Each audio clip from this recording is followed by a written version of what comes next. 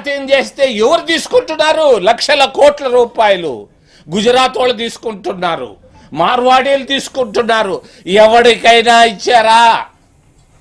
మీరు చెప్పే మాలా మాదిగలకి ఎంతమందికి ఇచ్చారు చెప్పండి మీరు?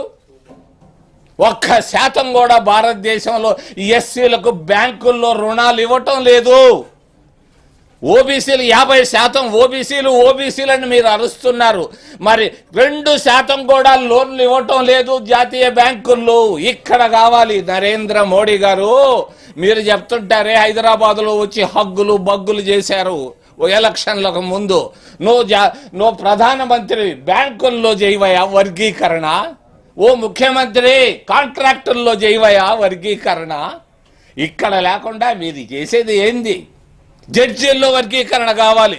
జడ్జీలు ఇస్తారు జడ్జిమెంట్లో, శర్మలు వర్మలు తప్పించి నువ్వు 180 మంది